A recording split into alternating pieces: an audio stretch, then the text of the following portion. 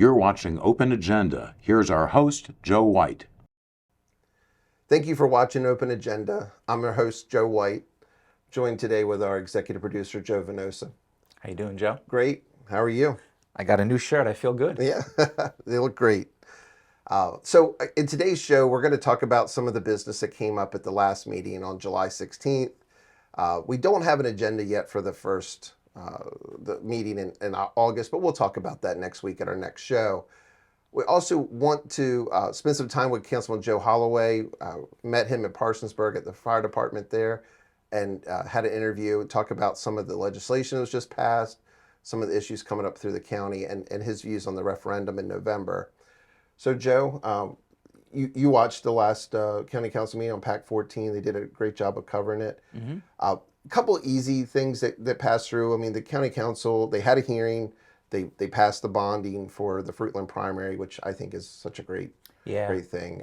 Much needed and long overdue. Yes, and that's going to really help out that community. Mm-hmm. They're also forming the task force in the way that they're going to use the cannabis money that comes back through the state to revitalize some of the neighborhoods that are maybe even most impacted from cannabis legislation in the past. And I really think that has a chance to have a positive impact on part of the community that could really use it. Mm-hmm. Absolutely.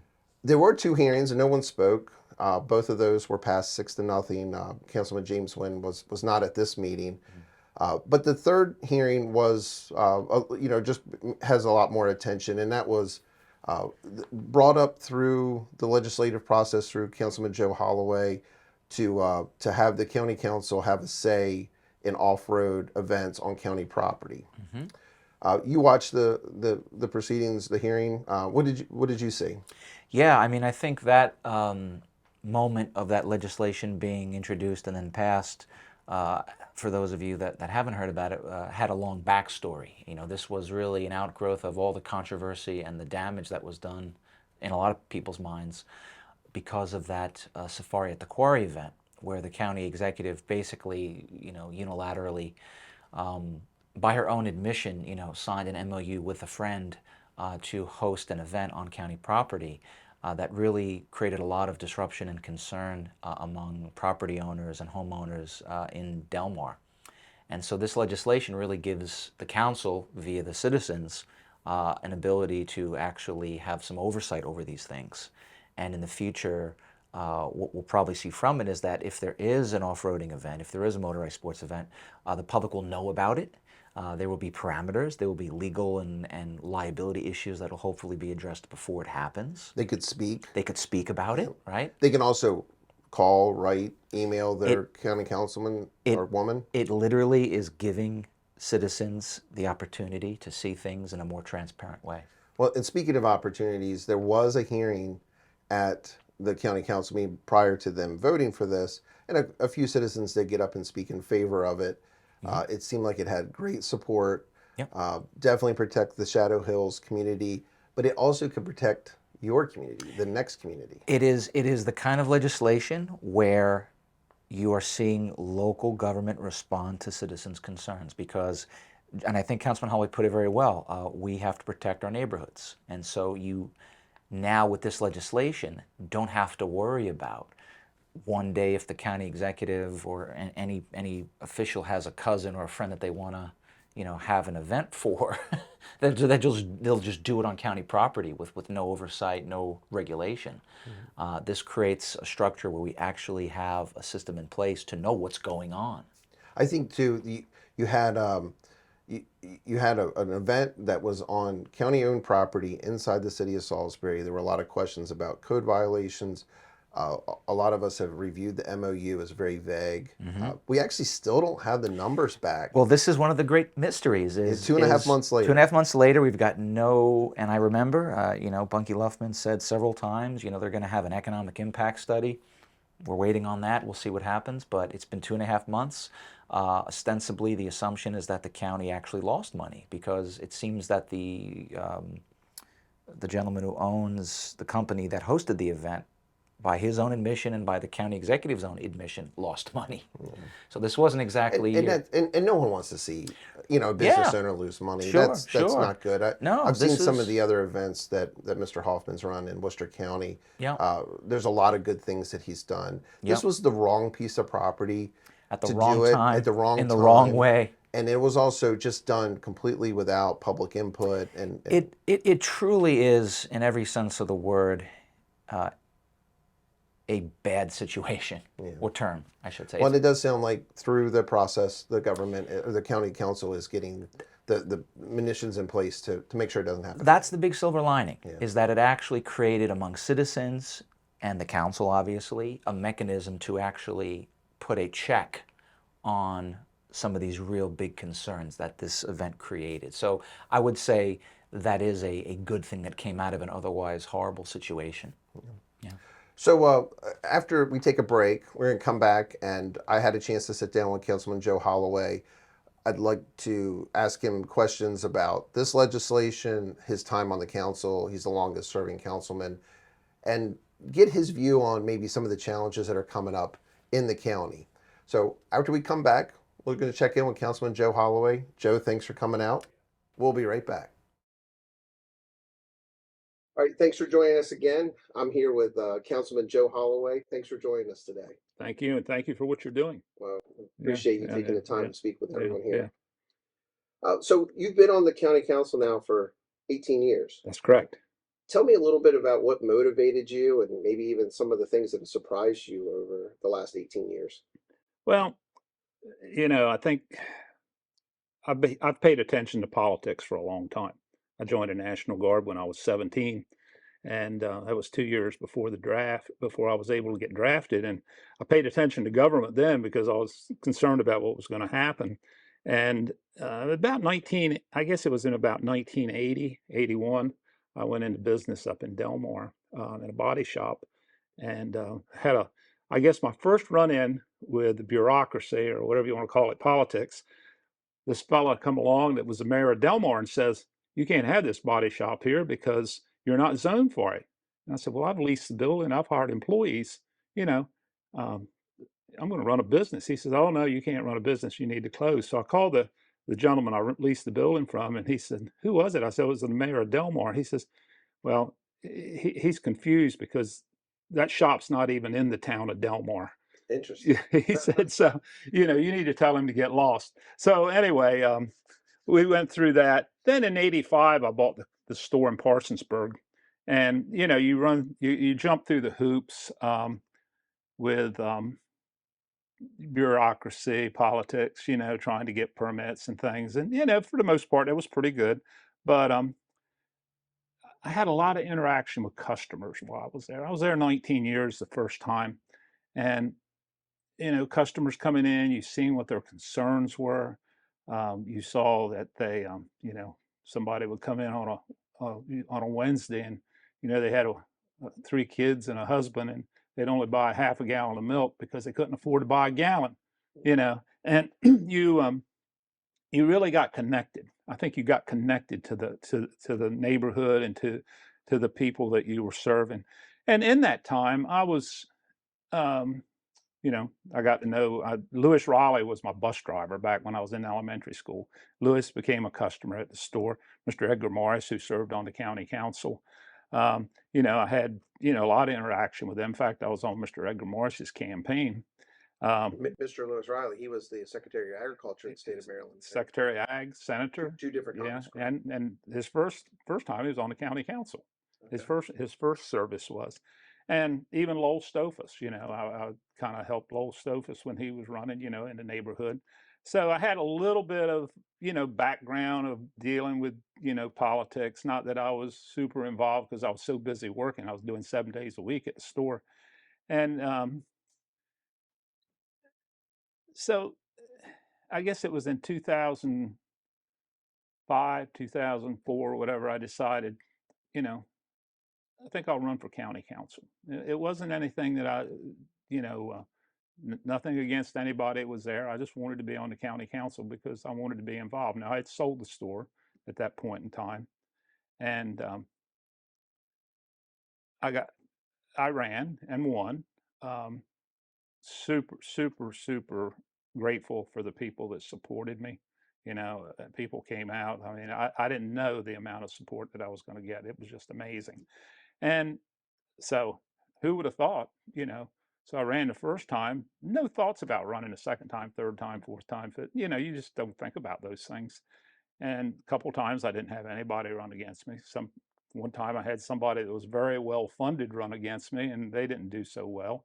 Um, so I'm still there, Yeah. and I've enjoyed every minute of it. And it's been the best part of the job is when you can help people. And you can't help people all the time. And you got to be sure you don't make those promises. Yeah, I'll take care of it, because government is complicated. It shouldn't be, but it is. So, I think that's a pretty wise statement, yeah, actually. yeah, yeah. So you're talking about what your motivations were and some of the good things, but what have been some of the surprises and maybe some of the disappointments that you've seen in the last 18 years? Well, I'll go back to, I guess, one of the first things that came up after I got elected, and that was the downzoning of farmland in Wacomico County. Um, it kind of split some of the farmers. Some of them wanted land downzone, others didn't. And the reason they didn't want it downzone was because it would devalue their property. The ones that did want it downzone wanted it so they could buy land cheaper. So we actually had a tractorcade in Salisbury when this was going on. The farmers came in and drove their tractors around the government office building, upset about downzoning farmland. During one of your county council Yeah, meetings? before our county council meeting one day, I don't know if it was the day we were to do the vote, and that was a 4-3 vote on that, and we it got shut down, and it would have really. I had one farmer that told me one time he'd sold some property and they built houses on it, and I said, "See, you sold this property?" He said, "Yeah." He said, "If I hadn't been able to sell those lots, I wouldn't be farming today." So it kept what he It, could. it, And, yeah, and you listen, I mean, just a few meetings ago, you all had one of the largest conservation pushes, protecting rural farmland in this right, county. right, That's a great example of what could happen if you take some of those rights away, or like you said, down zone. correct. I also think it's interesting too. I mean, you talk about the tractorcade. You all are out there every, twice a month.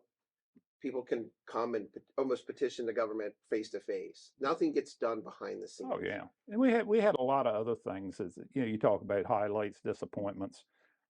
We had the landfill theft, and it was an interesting situation with that because we were in budget, and myself and another councilman mentioned, and it was John Cannon who it was, the increase in diesel fuel usage, and we've got this excuse. Well, they're doing work on a road. Well, they shouldn't have really been doing work on a road and using diesel fuel from the landfill. And we brought that up, and it it didn't get discovered that that was going on until months later.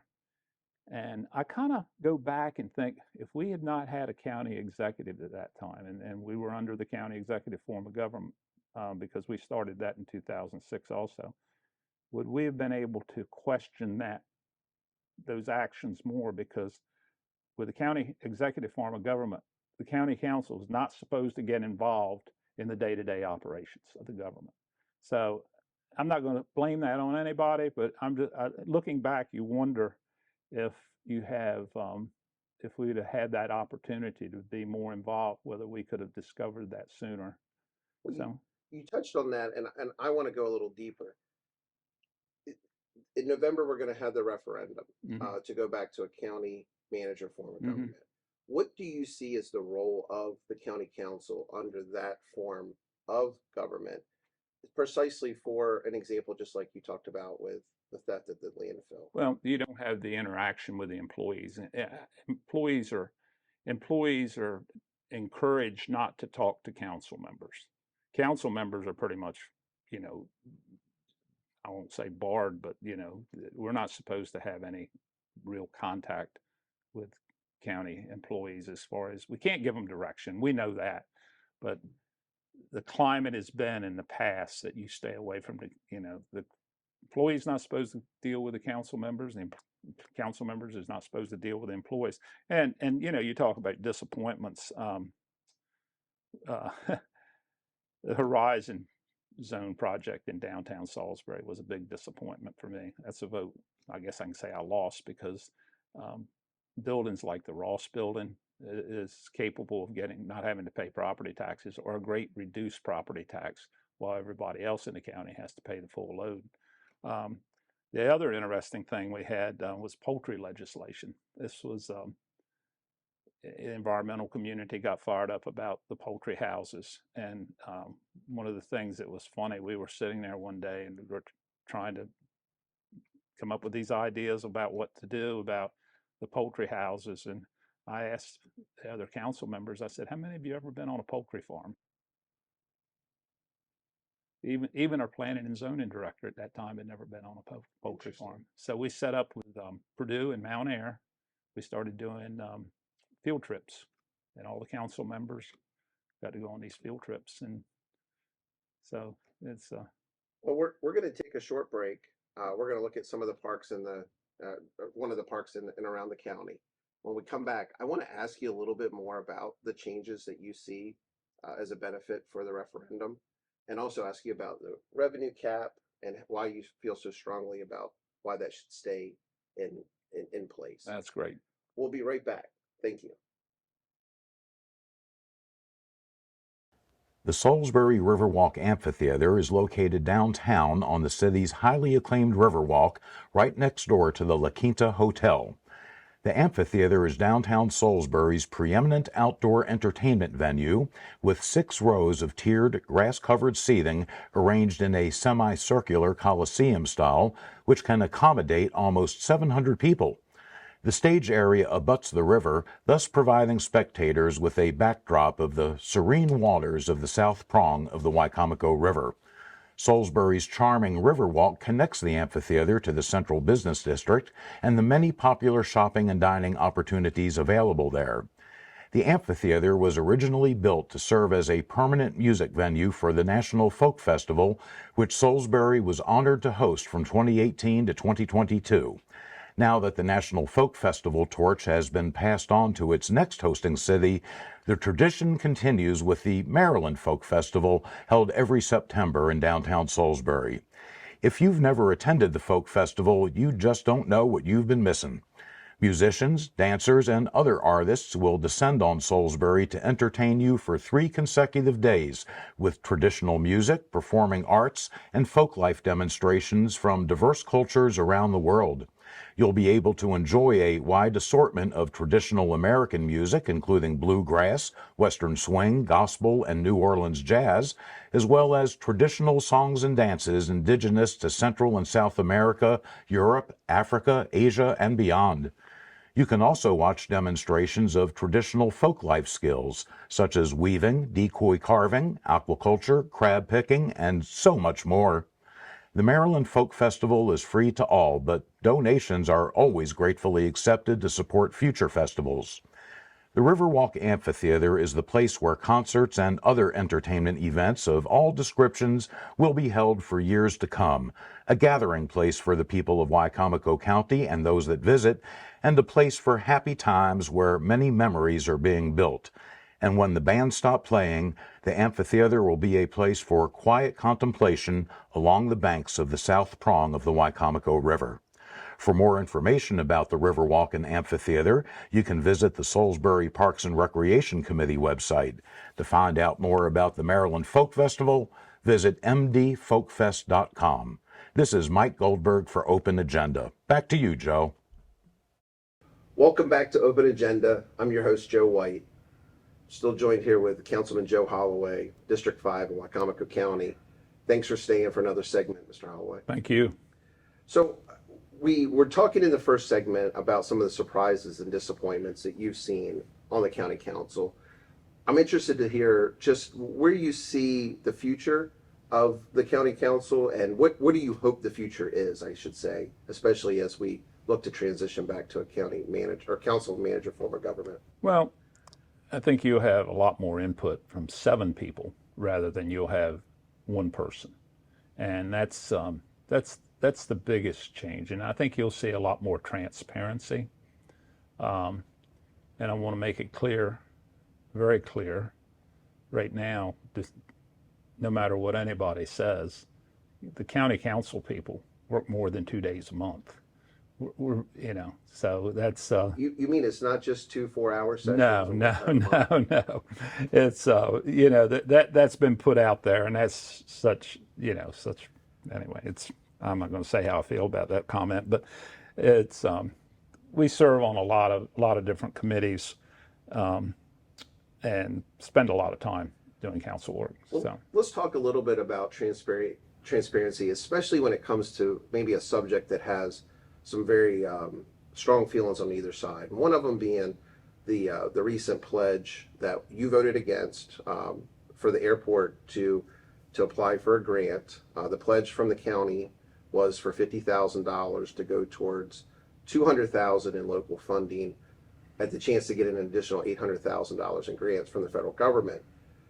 You felt very strong. I mean, having a chance to sit in the audience and listen to your comments, you felt very strong that we should not be, as you said, applying corporate welfare in this situation. I'm really interested to hear a little bit more about how you came to those feelings, and why do you feel so strong? Well, I've tried to be real open-minded about the airport. I served on the airport commission at one time, and that's back when the airport was an enterprise fund and there was no county taxpayers' money going to it. And since that's changed, I've tried to be open-minded about it. But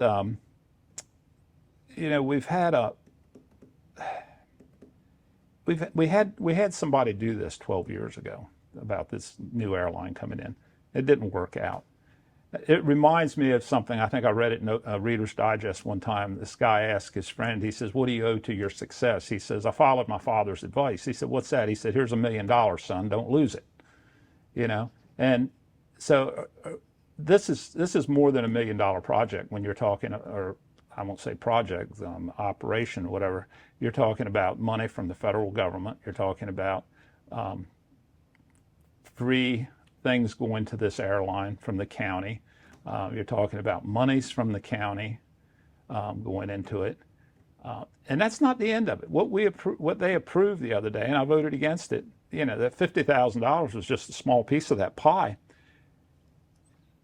There's an open checkbook on that.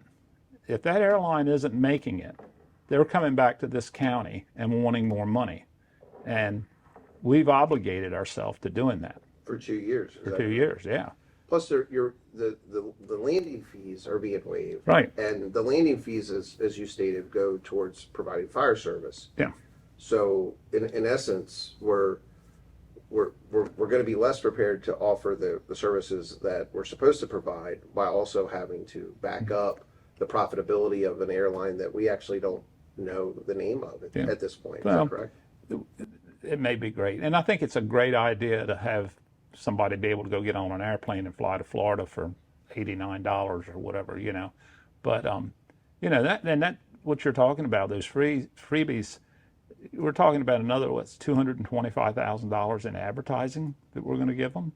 There's a lot to it. We've got a lot of things on our plate that we're having to pay for. Like I always talk about the pie, that we have to cut up for public safety, public works, county roads, all the things that's involved. And we're dumping a lot of money into this airport situation that I think in the end is going to come back and bite us. I know you're a very strong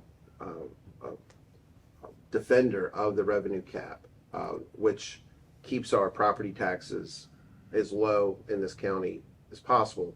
And I believe you were around 20 years ago when we were having an issue with property taxes increasing at an inflated rate, correct? Oh, yeah. That was before I was on the council. Yeah. But, so explain, because a lot of folks may be either forgotten or maybe they weren't living here at the time. I mean, what was that like, and why is it so important? I think the council at that time almost doubled property taxes in the county. I can't remember the exact numbers. It got people really upset. So the revenue cap, some folks got together. It got put on a referendum for a revenue cap. It got passed, and it was, I mean, the bureaucracy and the politicians that were in there at the time were super upset about this thing passing. I mean, very, very upset.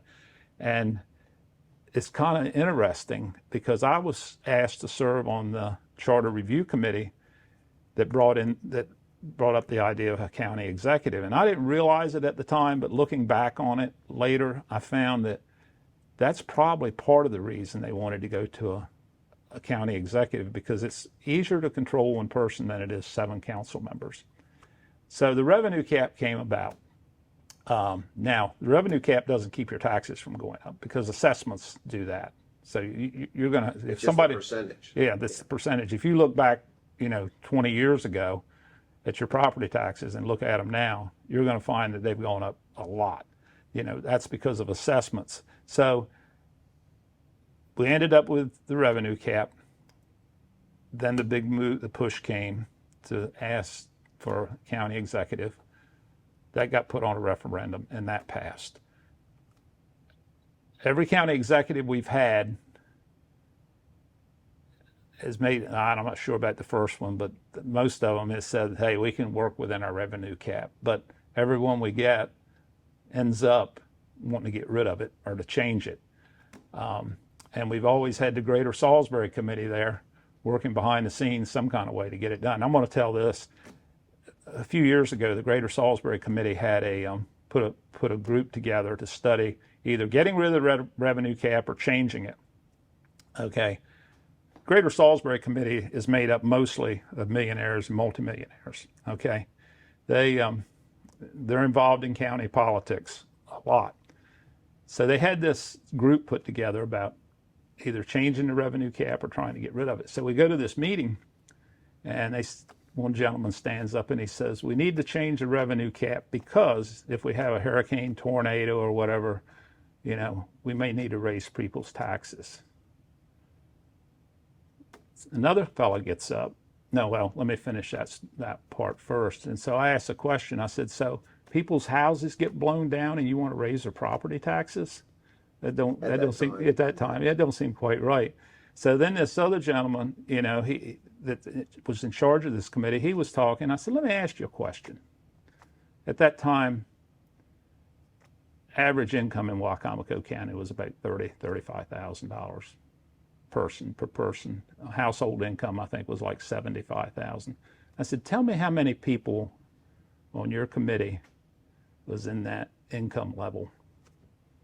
And of course, he had to shake his head, no, none of them. So, the people that want to get rid of the revenue cap are the ones that are most able to probably pay more in property taxes.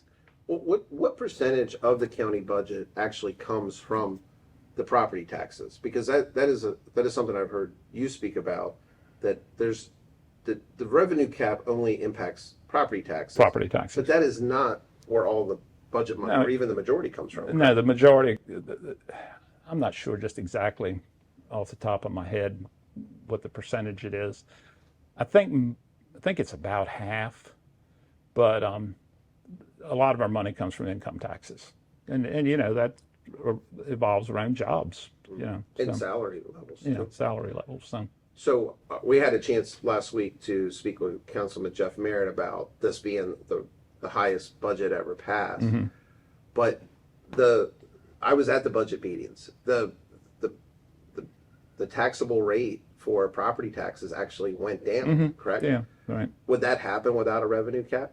No, my God. Let me tell you something. If we had not had that revenue cap during the recession, you probably wouldn't be able to afford to live in Wicomico County. For one thing, we had a I won't say a pretty liberal county executive at the time, and like I say, every county executive we've had, including our current one, who just tried to bust the revenue cap by the way of the Annapolis vote that allows us to bust it for education, has been trying to get rid of the revenue cap. If we'd not had the revenue cap when we went through the Great Recession in 2007 and 8, it's hard to tell where property taxes would have been. Different trajectory for the county, sure. That's for sure. That's for sure. Well, Councilman Holloway, thanks for answering all of my questions. We're going to come right back, and we're going to give Councilman Holloway his time at the podium to speak about anything he'd like.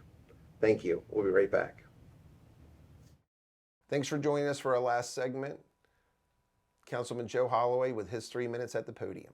As many people know, the council voted to put county executive form of government on the referendum this fall to change back to the council form of government. Like I made a comment during our council meeting, Wicomico County worked for 139 years under the council or commissioner style of government. Things were fine. Bumps in the road, sure, no problem. But it's been an expensive experiment. It really has. The biggest part, the two biggest pieces of it I've seen is the transparency that we've had between the council and the executive form of government. And the other part is how the council members have to work without having interaction with county employees. That's probably two of the main reasons. You know, it's things happen that we don't know about. We have lost hundreds of years of experience from county employees leaving because they're dissatisfied, and we have no input on that. We have no way to know why, unless one of them happens to call you, and they do. But you're not allowed to make any suggestions. You can't get involved. Council members can't get involved. Misinformation has been here lately has been one of the biggest issues. There's, the 2 day a month thing where the council members only work 2 days a month. This myself, I'm on planning and zoning. I've been on the airport commission. I've been on the Shore Up committee. I've been on the PAC 14 committee. Been on the school building commission. We take phone calls from citizens on a daily basis almost. We have, last Sunday I was on the phone for probably 5 or 6 hours. There was a neighbor dispute, and I was trying to help solve that, to try to get things squared away so that it wouldn't escalate. So it's been an expensive, like I say, it's been an expensive experiment. 7 people, I think, will have a lot better chance of satisfying the citizens of Wicomico County when it comes to their wants and needs rather than a county executive who, in most cases, is looking at that job as a stepping stone to a higher office. So that's... Well, thank you for coming in. Thanks for meeting with us and answering all of our questions. Thanks for all the hard work you do on the county council as well. And we wish you well. We'd like to have you back out. And I'll be glad to come. All right. Not camera shy. Oh, well, Yeah. great. Thank you for watching our show. Join us again next week. We think Mark Carroll is the best editor ever.